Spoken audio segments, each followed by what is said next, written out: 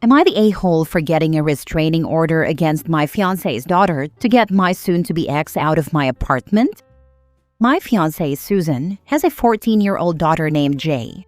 Recently, Jay made some accusations against me that were not only disgusting, but completely impossible. They were the kind of claims that any rational person would question immediately, but Susan didn't hesitate. She believed her without even talking to me, and she kicked me out of our apartment on the spot. For context, the lease is in both our names, so it wasn't even legally her call to make. I went through the entire mess with the police, and after reviewing the facts, it became very clear that Jay's story couldn't hold up. My lawyer advised me to secure myself legally, so we filed for and were granted a restraining order against Jay. She is not allowed within 300 feet of me or my home. It was the only way to protect myself from further accusations. Now Jay has nowhere stable to go. Her father lives 2 towns over, but apparently she doesn't feel comfortable staying with him. Her grandparents live in Arizona. None of her friends who have fathers are allowed to have her over, understandably, so she can't stay with them either. At the moment, she's staying with a friend of Susan's who happens to be a single mother. That arrangement won't last, and Susan knows it. Susan has been begging me to drop the restraining order because if I don't, she'll be forced to move out of the apartment. She says she didn't have a choice, that as a mother she had to believe her child. I understand the instinct, but she didn't even hesitate, didn't ask a single question, didn't check facts, didn't speak to me first. She just threw me out and treated me like a monster. Right now, I don't want her back. I don't want a relationship with her, and I absolutely want nothing to do with her daughter. I can afford the lease without Susan, and honestly, I want her gone. If she has to move because of the restraining order, that's fine by me. Actions have consequences, and she made her choice. To give some perspective on how impossible Jay's accusations were, she claimed I did certain things during the week while Susan was at work. The problem? I also worked during that week on a new construction project at a highly secure site.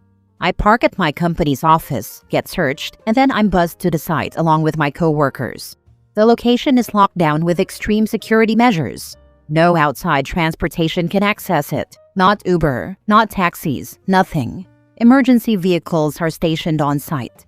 We are under constant surveillance, cameras everywhere except maybe the bathrooms, and even that's not guaranteed. Her story wasn't just false, it was physically impossible. And I'm done.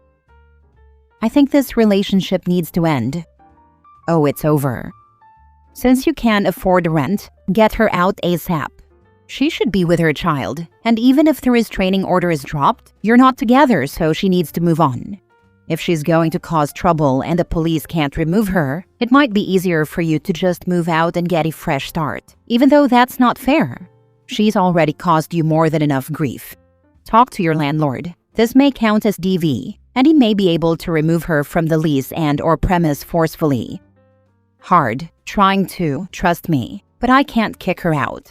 Her name is on the lease too, and even if it wasn't, it would take time to evict her. Now with the restraining order, she will be gone fast. Not the a-hole, but I'm curious, if you're on the lease and currently not living there, or are you, do you still pay for your share of the rent? Not that it matters, but it would definitely add in the entitlement your ex has. Please don't stop me from using you for your money and keep paying for the housing of the teenager that tried to absolutely ruin your life. Of course you shouldn't drop the restraining order. They don't hand those out with cereal. If you obtained it, it means you need it and are entitled to it. You had to deal with all the crap her daughter created for you. Time the mom deals with the crap her daughter created for her. I got back into my place after 5 days. Good. Stay put and don't drop the RO. If you drop it, it will be hell to get it back. Next story. Am I the a-hole for not wanting to date a trad wife? I'm a single father, 38 years old, raising one daughter who is 10.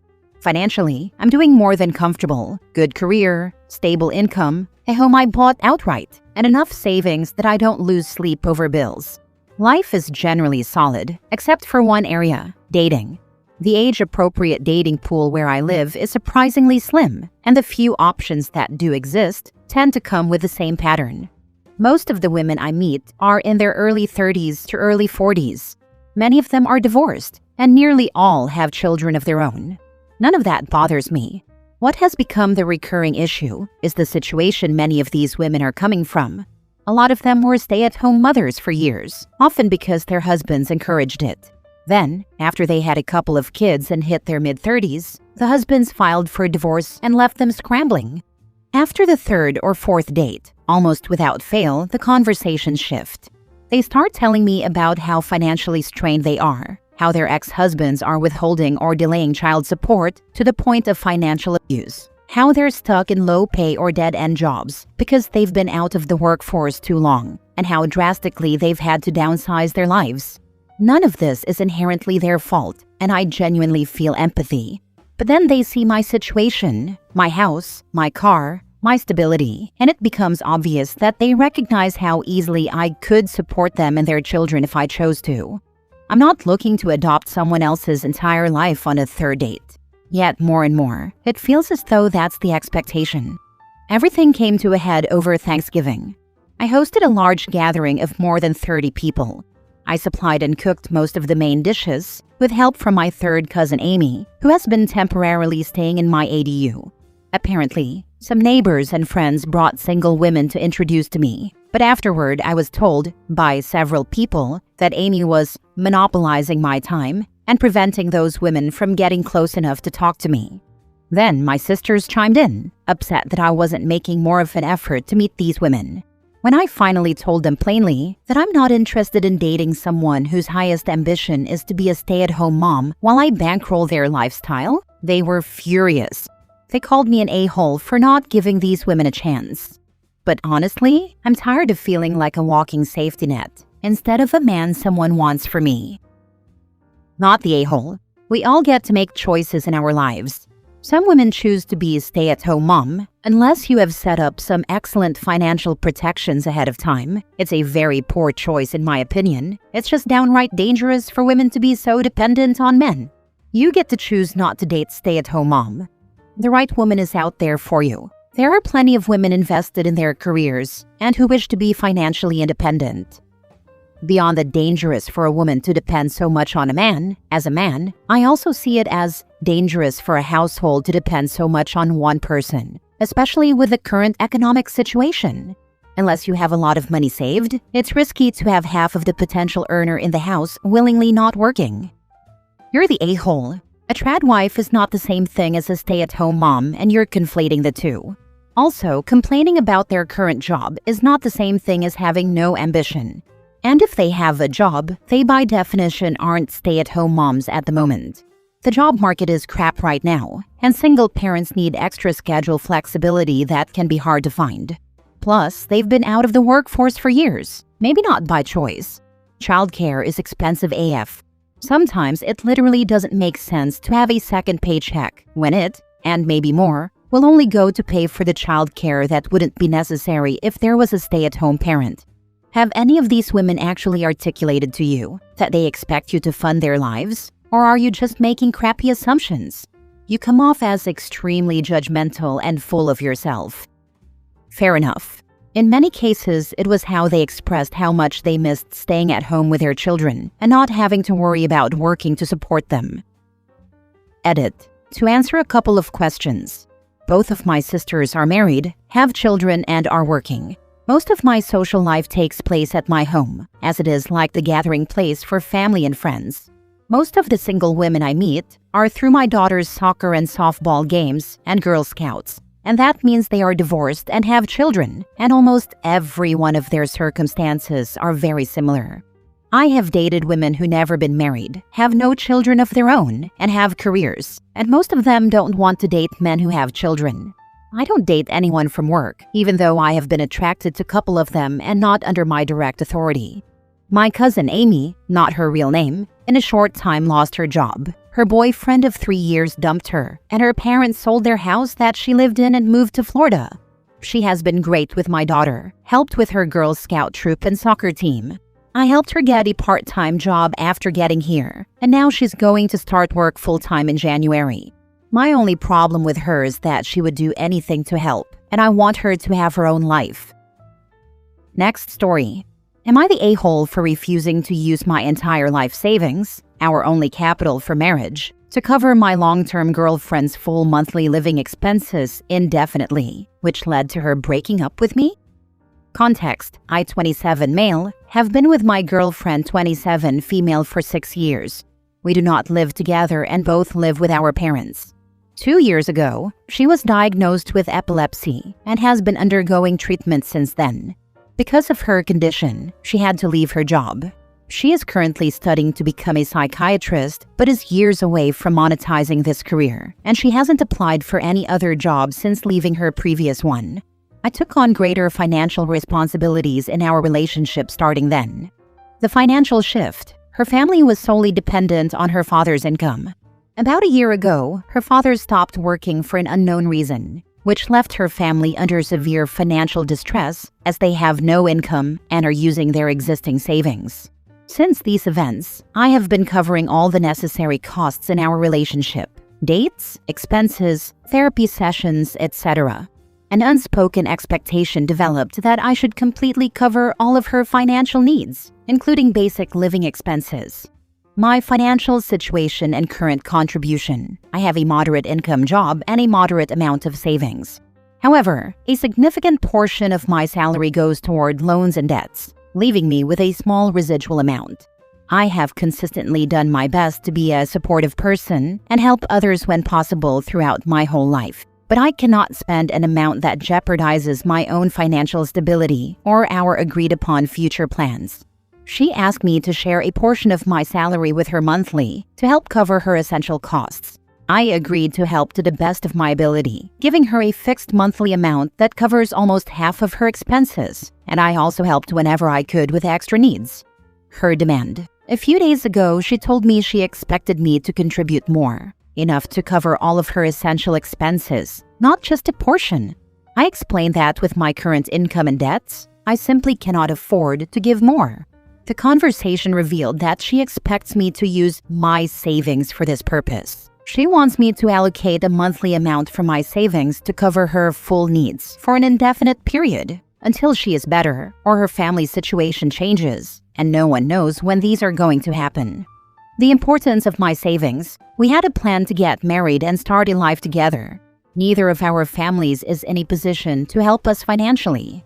My savings are the only capital we have to start our married life, enough to rent a small apartment, buy essential furniture, and possibly a low-model car.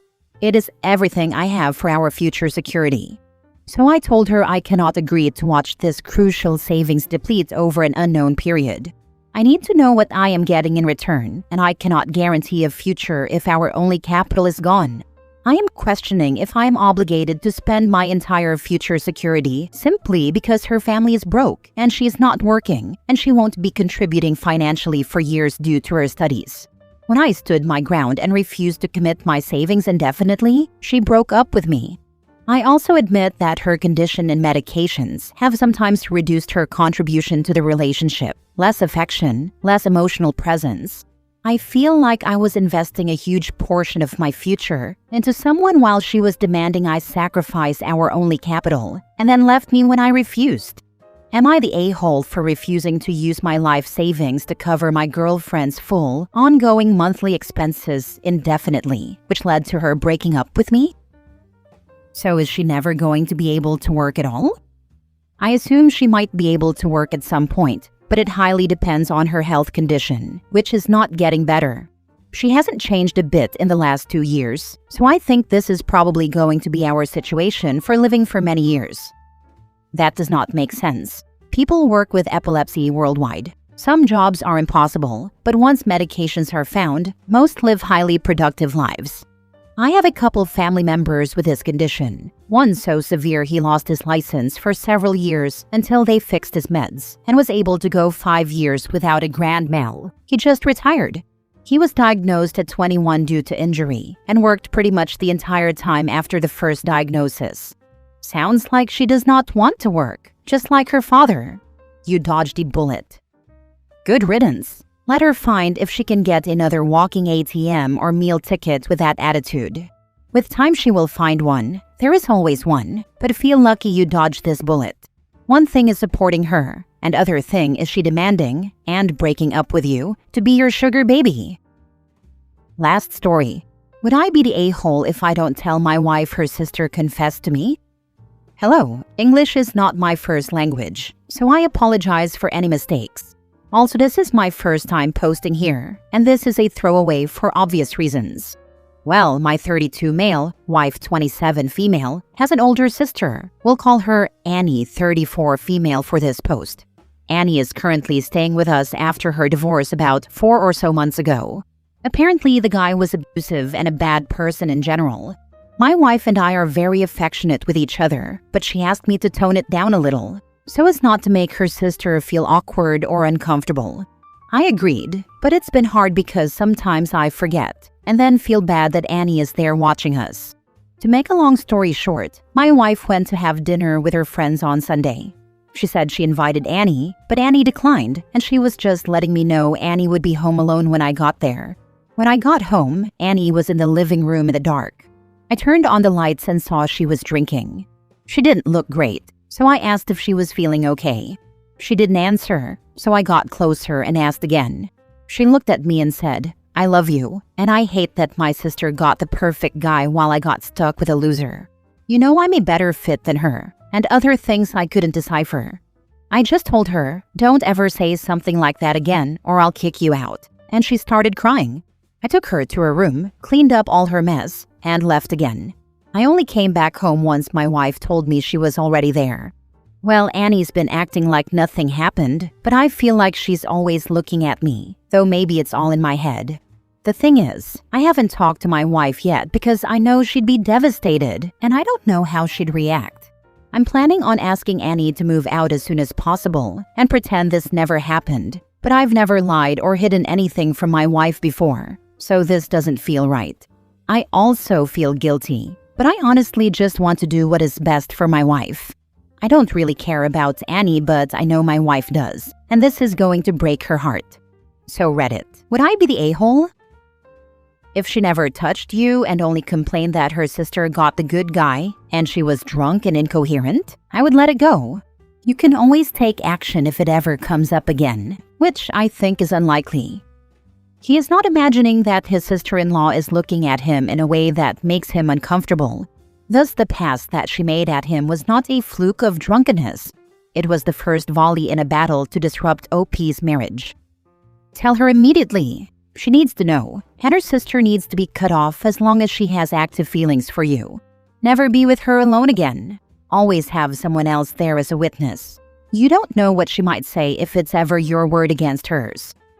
This is the first time we interacted without my wife present. I don't talk much to her because I don't really like that she's always here. You 100% need to tell her. What if Annie tells her first and spins it like you come on to her and not vice versa? You would be the a-hole if you don't be honest. I did not think about that. That's how we can tell you are innocent and a good man, that you didn't even think of it being manipulated. Edit. After reading all the replies, I decided to talk to my wife today after work. Thank you for the feedback. I really did want to tell my wife, but wasn't sure if it was the right thing to do.